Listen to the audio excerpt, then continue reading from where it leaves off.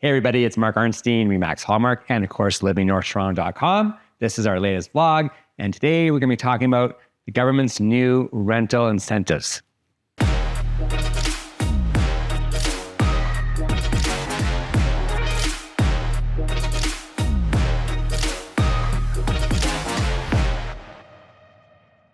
The Canadian government has decided in their infinite wisdom that they are ready to fix our rental crisis here in Canada.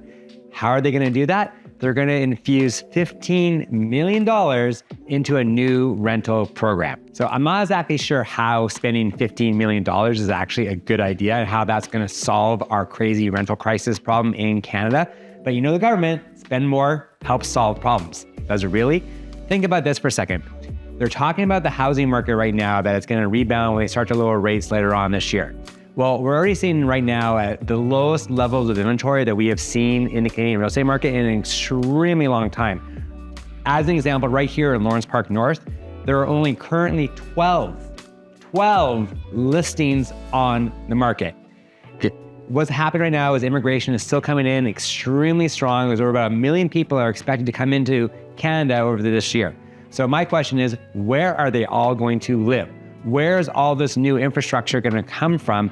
And by spending this money, how is that really going to solve the problem? Part of that policy is that they're going to give tenants good credit score ratings for paying their rent on time. Well, hello, aren't you supposed to be paying your rent on time? Isn't that actually part of being a good tenant? How about let's do this? Let's fix all the inefficiencies of the actual program. Like here in Ontario, we have the Landlord Tenancy Board, and the fact that it takes over 8 months to even get in for a hearing is absolutely ridiculous. And really, at the end of the day, what we should be doing is incentivizing people to want to become landlords as a way to build their generational wealth, as an example.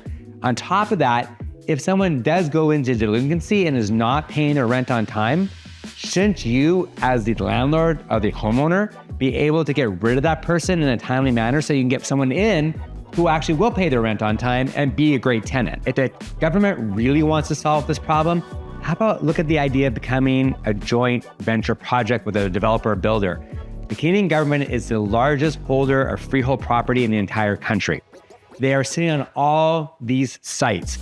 Do a joint venture or go in combination with the builder, put up the land as part of your end, hire a builder to come in and put up the construction of part of their end, and then create the rental units that way. That is the only way you're going to create more affordable housing. Because look, at the end of the day, if I'm a builder and I want to buy a site, now I don't have to worry about paying the HST because I'm doing purpose-built rentals, but the cost of construction is through the roof. I still need to make money and recoup my costs, which means I'm going to want to put premium rent on all my brand new units that I just built and not put them out at a discount. Now, look, the government likes to use these hot topics to create attention to what they're trying to do by incorporating these new policies.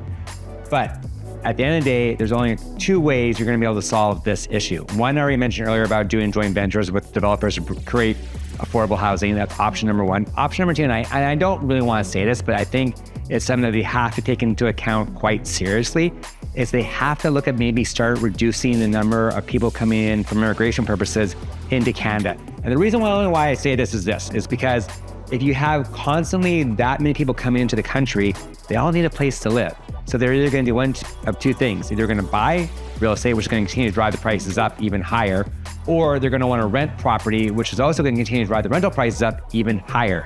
So in fact, all you're doing is actually creating more of a bigger problem than making the problem actually smaller. These are just my thoughts, just some ideas out there, but I think there are some ways that we could solve it. And it starts with getting rid of the inefficiencies within the government powers that be. Thanks for watching. Take care, and we'll talk to you again soon. Bye-bye.